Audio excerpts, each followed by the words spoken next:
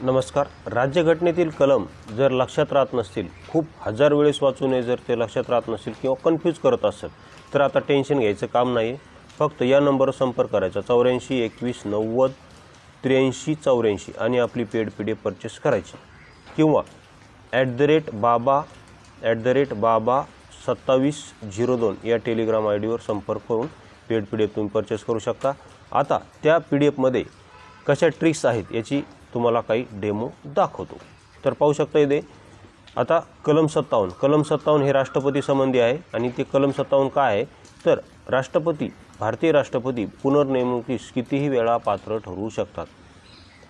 म्हणजे ते परत कितीही वेळास निवडणूक लढू शकतात, कितीही वेळेस निवडून येऊ शकतात, अशी आपली ट्रिक्स आहे. तर आता यामध्ये ट्रिक्स सांगतो. तर ट्रिक्स काय आहे की भारतीय स्त्रिया म्हणतात मला 7 जन्म हाच पती पाहिजे, अशी आपली ट्रिक्स आहे.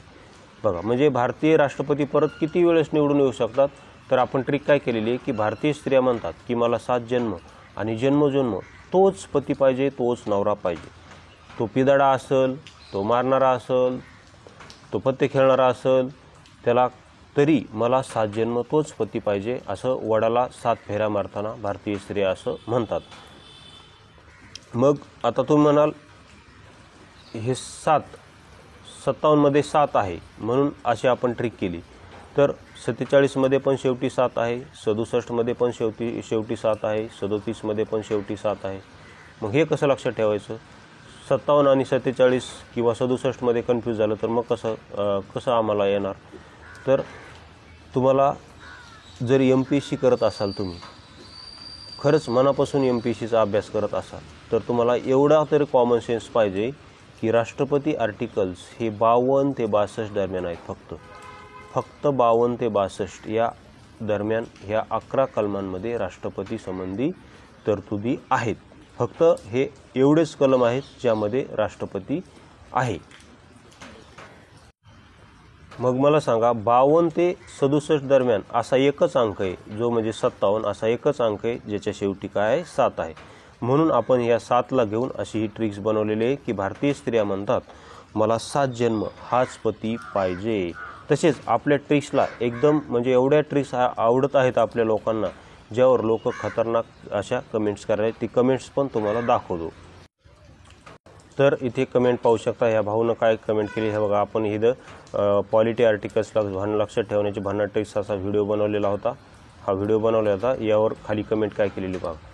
ब्राह्मण राष्ट्रपती ऐकून खूप हसलो राव, असा हा भाऊ म्हणतोय. काय म्हणतोय की ब्राह्मण राष्ट्रपती ऐकून खूप हसलो राव. त्यानंतर ही ताई काय म्हणते बघा. ही ताई म्हणते नाईस, व्हेरी नाईस असं ती ताई म्हणते. आता ब्राह्मण राष्ट्रपती काय भानगडे, चला ते तुम्हाला दाखवतो आता. तर ते पाहू शकता ब्राह्मण राष्ट्रपतीची भानगड अशी आहे की कलम 52 नुसार भारतासाठी एक ब्राह्मण राष्ट्रपती असेल अशी घटनेमध्ये तरतूद आहे. पाहू शकता कलम 52 नुसार भारतासाठी एक राष्ट्रपती असेल असं घटनेमध्ये तरतूद केलेली आहे की कलम 52 नुसार भारतासाठी एक राष्ट्रपती असेल अशी घटनेत तरतूद केलेली आहे. तर त्याची ट्रिक्स आपण अशी केलेली आहे की भारतासाठी एक ब्राह्मण राष्ट्रपती असेल. ट्रिक्स काय केलेली आहे की भारतासाठी एक ब्राह्मण समाजाचा राष्ट्रपती असेल अशी आपण या PDFमध्ये ट्रिक्स केलेली आहे. भारतासाठी एक ब्राह्मण राष्ट्रपती असेल म्हणजे कसं आहे बघा. तुम्ही असं ह्या आर्टिकल्सला GS सारखं जर वाचलं तर तुम्हाला हे आकडे लक्षात ठेवायला गोंधळ होणार नाही किंवा आकडे तुमचं टेन्शन लक्षात ठेवण्यासाठी तुम्हाला टेन्शन येणार नाही.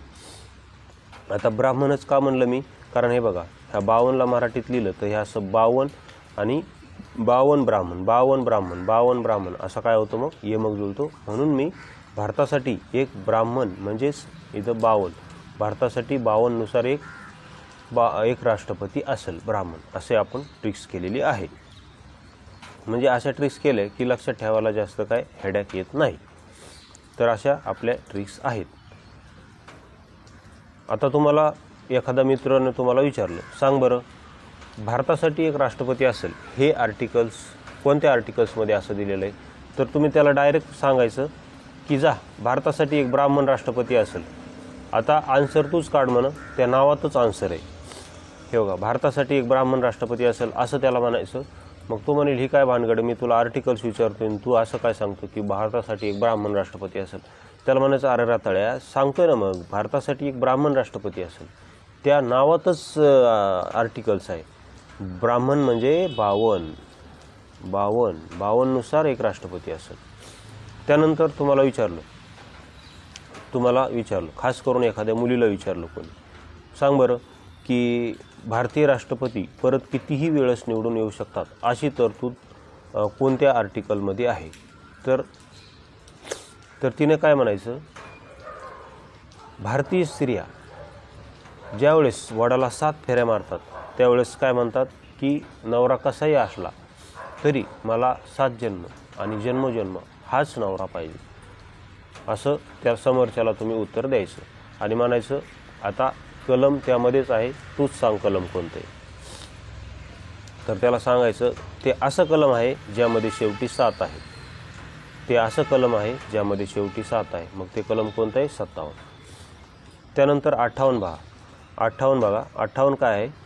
राष्ट्रपती पात्रता. 58 मध्ये राष्ट्रपती पात्रता म्हणजे आता याची ट्रिक काय केलेली आहे, आठवले साहेब काय म्हणतात, रामदास आठवले साहेब म्हणतात मला नेक्स्ट टाइम राष्ट्रपती काढा. आता द्रौपदी मुर्मू यांचा कार्यकाळ संपला की नेक्स्ट टाइम काय करा, मला राष्ट्रपती बनवा तुम्ही, कारण माझ्यामध्ये राष्ट्रपती होण्याची पात्रता आहे. कारण इथं पण आपण तशी ट्रिक केलेली, जशी मागं आपण 52 ब्राह्मण अशी ट्रिक केली ती, तसं इथे 58 आठवले अशी आपण ट्रिक केलेली आहे. कारण आठवल्यांमध्ये राष्ट्रपती होण्याची पात्रता आहे. मग 58 आठवले अशी आपण ट्रिक्स केलेली आहे. त्यानंतर शेवटचं कलम महत्त्वाचं आहे बघा, राष्ट्रपती शपथ महत्त्वाचं आहे. तर याला ट्रिक काय केलेली आहे आपण, राष्ट्रपती ऑथ असं म्हणलेले ऑथ. कारण 60 मध्ये बघा शेवटी 0 दिसतो आणि 0 हा ओ सारखा दिसतो, म्हणून राष्ट्रपती ऑथ म्हणायचं. कारण इंग्रजीमध्ये ऑथलाच काय म्हणतात, शपथ म्हणतात, शपथ. ओके. तर अशा प्रकारे तुम्ही अशा आपले ट्रिक्स आहेत. जर आवडत असतील तर घ्या, नसतील आवडत तर काय हरकत नाही. तुमच्या तऱ्हेनं तुम्हाला कसं लक्षात ठेवायचं ते ठेवू शकता. शेवटी आपापला प्रश्न असतो. मात्र जर तुम्ही पेड PDF घेतली तर तुम्हाला 100% फायदा होईल. 100% म्हणजे कसं, जर तुम्हाला पॉलिटीला 15 पैकी 12-13 प्रश्न येत असतील तर आपली PDF घेतली तर नक्कीच 14 ते 15 प्रश्न येणार. म्हणजे तुमचे 2 ते 3 मार्क या PDF वाढू शकतात आणि तुम्ही मेरिटमध्ये येऊ शकतात. कारण स्पर्धा ही भयानक झालेली आहे. जर तुम्हाला स्पर्धेमध्ये टिकायचे असेल तर तुम्हाला पॉलिटीला 15 पैकी 15 मार्क पाहिजे म्हणजे पाहिजे. किती? 15 पैकी 15. कारण विद्यार्थी 15 पैकी 15 मार्क पॉलिटीला घेत आहेत, त्यामुळेच कट ऑफ जास्त जात आहे. आतापर्यंतचा सर्वात हायेस्ट कट ऑफ तर तुम्ही आता पाहिलंच असेल, कंबाईन ग्रुप बी चा 62.50 कट ऑफ गेलेला आहे. किती? 62.50 आतापर्यंतचं सर्वात हायेस्ट कट ऑफ गेलेला आहे.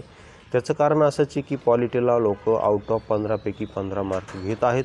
मात्र तुम्हाला जर ते 15 पैकी 15 येत नसतील तर ही पेड PDF तुम्ही परचेस करू शकता, ज्यामध्ये आपण आर्टिकल्सच नाही तर बाकी संपूर्ण राज्यसूचीमध्ये कोणते विषय येतात, केंद्रसूचीमध्ये कोणते विषय येतात, तसेच भाषा, तसेच समित्या, कोणत्या समितीचे कोण अध्यक्ष, मसुदा समिती, बाकी केंद्र राज्य वित्तीय संबंधासंबंधी काही ज्या समित्या स्थापन केल्या होत्या, केंद्र राज्य तर राजमन्नार समिती, सरकारी आयोग, पुंछ आयोग, तसेच पंचायत राजची पण आपण एक सेपरेट PDF बनवलेली, ती PDF तुम्हाला या PDF सोबत फ्री मिळून जाईल. आता ही जी PDF आहे आपली पॉलिटीची, ही आहे 102 पेजची PDF आहे आणि पंचायत राजची PDF ही 45 पेजची PDF आहे. ही PDF तुम्ही परचेस केली 102 पेजची, तर त्यावर ही एक 45 पेजची PDF मी सर्वांना काय करत असतो, फ्री देत असतो. तर फ्रीचा पण तुम्ही फायदा घ्या आणि ही PDF तुम्ही घ्या. अत्यंत रिजनेबल दर त्यासाठी आपण ठेवलेला आहे. ओके, धन्यवाद. भेटू अशाच नवीन व्हिडिओमध्ये.